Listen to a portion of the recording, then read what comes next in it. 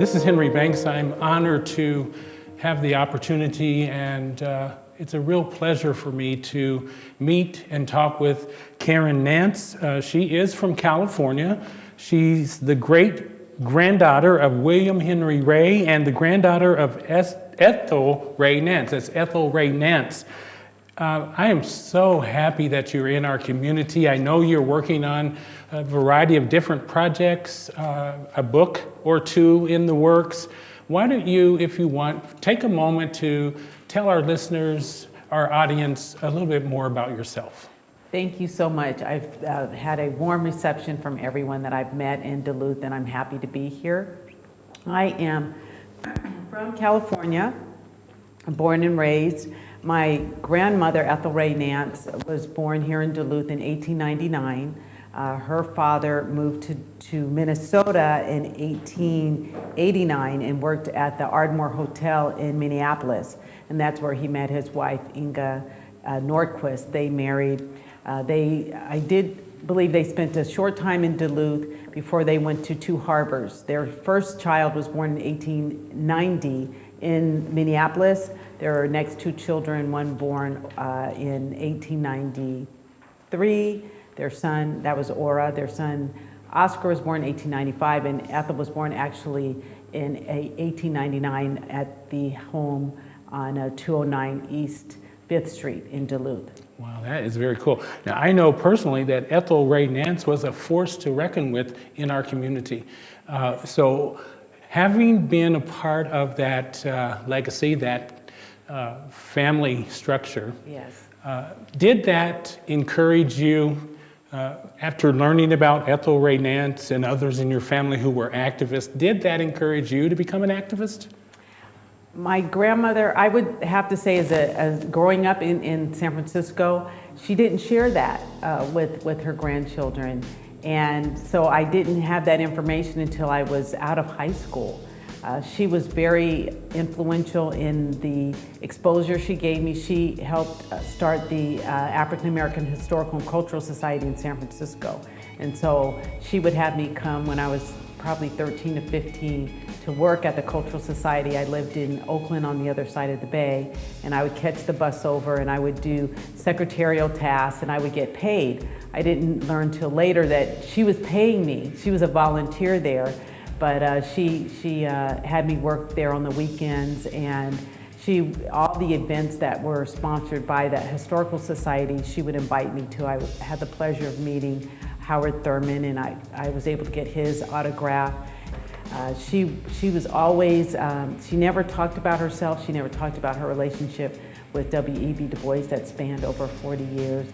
She was very encouraging. I wanted to be a lawyer from a very young age, probably when I was 13 or so. And so any articles or people that she knew, she would introduce me to them. And she was a very modest person and not boisterous, didn't share things about herself and her background. And so I didn't learn about it actually till I was in college. So that was an eye-opening experience, and I wouldn't ask her about it because she didn't share, so I didn't know until I was an adult. So. That's really amazing. So you mentioned my very favorite author, Oh wow, Howard Thurman, and you said you got an autograph. And she was friends with them. Yeah, Deep is the Hunger is the book that he autographed. Oh, that is really encouraging to me. So Dr. Martin Luther King carried around with him everywhere he went a book called Jesus and the Disinherited. Wow. That was by Howard Thurman. Okay, and so Dr. King used that book just before he was doing speeches, doing sermons. He referred to that book by Howard Thurman. So when you mentioned him, I thought it was important for me to mention that he's my very favorite author. Well, I have to read that book. Yeah, it's an incredible book. So you're here in our community to really learn more about our community, and as you know, the 1920 lynchings occurred here on June 15th, 1920. Yes. Elias Clayton, Elmer Jackson, and Isaac McGee were lynched. Yes. I call it an assassination in downtown Duluth for a crime they did not commit. Yes. And so you are here and you are in the process of writing a book that focuses on the lynchings in Duluth from a Black perspective. Yes. Tell us more about that. Sure. The title of the book is The Duluth Lynchings, A Family Perspective. And as I had indicated, William Henry Ray and Inga Nordquist Ray had 4 children. In 1900, unfortunately, Ora died of pneumonia. So the 3 children, as of 1920, there were only 3 children instead of 4 because one had passed. And both Oscar and William Nordquist Ray, the oldest son, were in World War I. And so after the war, actually William Nordquist Ray went to the West Coast. He was in Oregon. And Oscar returned home. They've always lived at 209 East 5th since they were in Duluth. And so at the time of the lynching, there were 4 people in that household who had 4 completely different perspectives. You had Inga, who was from Sweden. She came over when she was 18 years old. Her brother lived in Minneapolis. And that's, as I indicated, she met William Henry Ray when they were both working at the Ardmore Hotel in Minneapolis. So you have her perspective. She didn't speak much, if any, English when she came here. And even my understanding is that as of 1920, she had very broken English. And we have Oscar's perspective because he passed for white. He was 25 at the time of the lynching. And Ethel wasn't that far away, but she was living in Moose Lake because after the fire, she was working with the Red Cross and stayed in that area. And William Henry Ray, he wasn't physically at home at the time. He was either working on the steamers or on the trains as a porter. So he wasn't at home at the time of the lynching, but Oscar was and Inga was. When we came here as African American students to attend the university, we knew about the Duluth lynchings as Black people, as Black students, because the elders at that time would pull us aside and make sure we were aware of what happened in downtown Duluth. But the community as a whole kept it hidden. They didn't want to talk about it. Okay, but the Black students knew about it because we were told that when you walk in downtown Duluth, here's where you go, here's where you don't go, here's how you behave. This is what you do in order to survive in Duluth, Minnesota. That wasn't that long ago. Right. You know, and I believe, and I'm going to ask you if you believe this, that our people are still being lynched to this day. Absolutely. In a variety of different ways. Exactly. 100%. And so what can I do is my charge to myself, right? I know the first thing is how can I write about a place without ever coming to the place? I knew that my family lived 4 blocks from the lynching, and to see it, I had to experience that. You don't expect hills, you know, and the water and the freezing cold and the time of not much electricity, just putting yourself back 100 years and what was that like. And my grandmother said that there were days and days where she would go and not see Black people, and to live in that environment day in and day out, and then to have this happen, and just her father's reaction on the Minnesota Historical Society. They have about a 3-minute or 4-minute interview with her about her experience in Moose Lake when the word got out about the lynching, and how just from one day to the next, just going to the post office, just the treatment, and she felt like she was going to be lynched. And her father feeling like he was cheated because he wasn't there, because he always had a rifle. And that's a scary thing for me too. What would have happened? I wouldn't be here talking to you most probably. Right. But just the anger and the frustration and the hurt that he experienced, to feel that I had to do something against a mob of 10,000. And the next day, the bodies were still laying on the ground. and I mentioned that to Mike Vito. I said, did you know that? But William Henry Ray told his daughter that. And Oscar, the son, he was out in that area. And being a person who passed for white, he and his brother passed for white. Ethel never did. How that experience, did people know that's William Ray's son that lives over there on 5th? How terrifying an experience that could have been for him, or that was for him. And Inga being in the house, and so, I know Superior Street's just down the way, and just hearing all that commotion through the day and just wondering what's going on. Her husband wasn't there, her son was out, her daughter wasn't there, and just feeling hopeless and not knowing what was going to happen, or not knowing what was happening. Mm-hmm. And my understanding, it was a day long, just constant traffic up and down and bullhorns and that type of thing. So I felt it was important to look at it from each of those perspectives, because Inga is the wife of a black man. Then you have this son that passes for white. Then you have William Henry Ray, who's from North Carolina, who had just 6 months before, Ethel had never been outside of I think she had been outside of Duluth, but she had never even been to Minneapolis, I don't think. He says, well, I'm going to take you on a trip south, and took her on a 4-month trip through the East Coast and down south, and he still had cousins down there, and he said, life is better in Duluth, in the north. They don't like you, but they'll treat you fairly.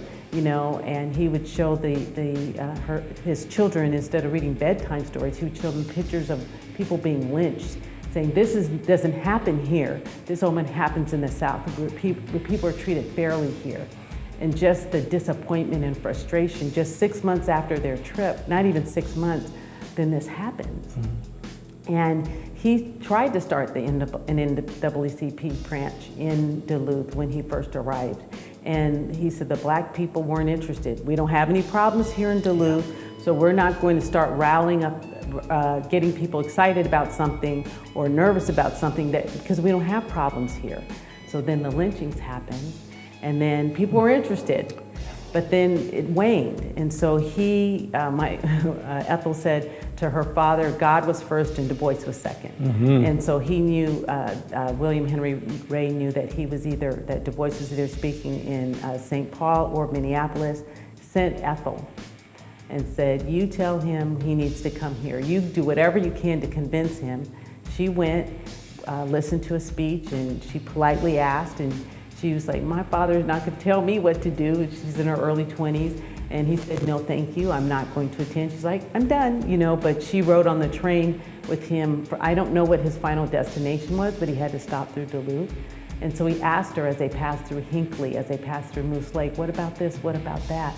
Tell me how black relations are here. And so by the time they arrived, he said, I'll go ahead and speak. And so he was at St. Mark's, and that was how it revitalized the NAACP chapter that had been flayed. I think that was in March of 2021.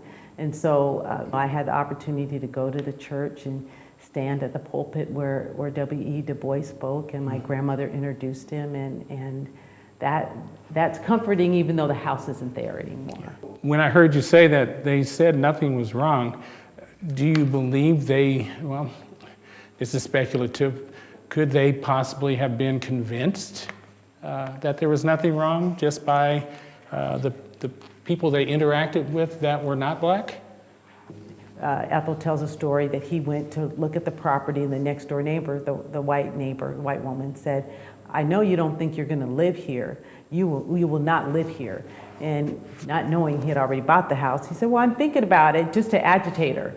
And next thing you know, this black family has moved next door, and she's livid.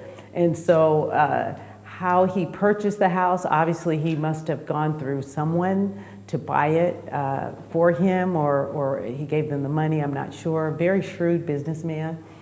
He also built 2 floors. He made it into a three-story home. He was very resourceful, hardworking man.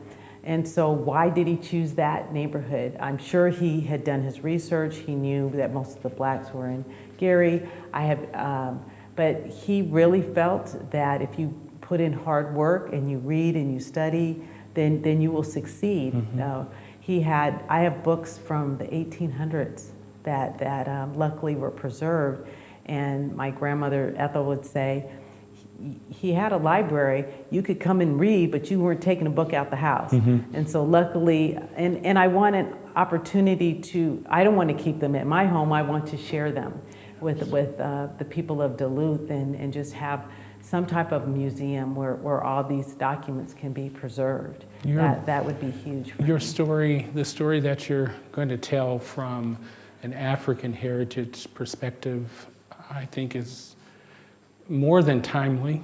Our kids need this story. Our kids need to know about Ethel Ray Nance in our schools here locally. And there's got to be a way. Right? I'll find it. Right? There has to be a way to make this happen. Yes. And I'm not talking specifically about our black kids. I'm talking about all of our kids. Right. All of our kids need to know who Ethel Ray Nance was and who she is to this day, to this community, especially the black community. A lot of folks don't know who she is. And that's surprising to me, but before I got here, but being here, I understand. I understand. And I'll do whatever it's in my power for her and for Henry. You know, I mean, William Henry.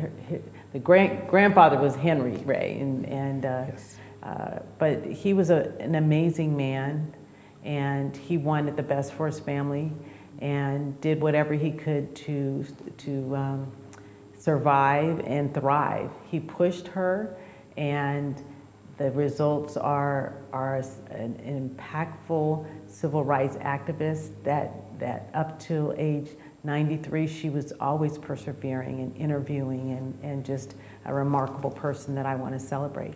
In fact, William Henry Ray, she was the first black policewoman in Minnesota. And he says, I want to sit back and read your book. And I promised her before she passed that I was going to write her book. I'm so excited about the book and the work that you're doing. Thank you. But how do we continue to heal from these horrific and painful events that continue to happen to our community just about every day? With all of these young people who have lost their lives, with George Floyd in Minnesota, but so many others have lost their lives at the hands of police. Unarmed at the hands of police. How can we heal? How can we survive something as painful as that in our community? I am a lawyer by occupation. That's not where I am at now. I'm a writer, a private investigator, and my key focus is on restorative justice. And I've had the opportunity, I consider a blessing, to work in the prison system as a victim offender, doing victim offender dialogue, and I worked with a co-facilitator for a year, working with lifers once a week in circle, 12 to 15 men. And you're talking brilliant, hurt people that are working on themselves and trying to improve. And the key with restorative justice, from my perspective, is you need it in the prisons, but also in the schools. And my legal career, in terms of working for the government, is over. And so I'm dedicating myself through the books that I'm writing about my grandmother to educate all of us, and to keep in mind that we're all suffering some type of trauma. I had the benefit of going to Lifehouse yesterday and just talking, listening. I think people just need to be heard, and their voices need to be heard, and there was so much pain and trauma in that room. And I think the more opportunities we have to listen to our young people and hear their pain and try to assist them in making their way in Duluth, which is a big struggle. And we're talking primarily, my understanding is that 60% of the young people they serve are people of color. And so I am drawn to Duluth for a number of reasons, not just because it's my family history, but the pain that's there's restorative justice circles throughout the United States. I have worked, like I said, in California. I have a vested interest here. I believe that the documents that my grandmother preserved and her father should be here, and not meaning here in a museum that Black people have access to. My understanding is the Minnesota Historical Society has a lot of documents, but I think that this is an opportunity that we can heal through education, and it's a need to discuss, and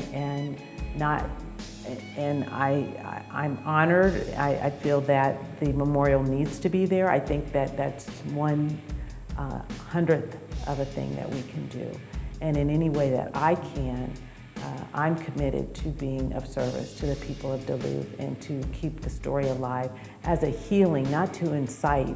And I've said a couple of times since I've been here, if my grandmother, through all of the things that she was going through, not to look at that and get hope and be hopeful that if she could do all of that 100 years ago, then what can we do today? There's nothing that we can't do. And so to derive strength and not anger from her work and her legacy, and that's what I want to do. That is really cool. You know, I am a part of a statewide group, and we are right now working on a traveling exhibit that focuses specifically on the Duluth lynching from an African heritage perspective. I would love it if Please. you would be a part of that. That's an honor. It would be an honor, honestly. I'm there. So I'm going to connect you with Please. my folks, my colleagues down in the cities. I think we're on to something. I think this is a brilliant opportunity for us to do even more for our community. Yes. But I wanted to say we have some really incredible and brilliant young people of African heritage. Yes. That are around me all the time and are in this room right now. Yes. that are really making things happen. And so I think it's important that we encourage our Definitely. young people to continue to step up, because they know what to do. Right. They know what to do.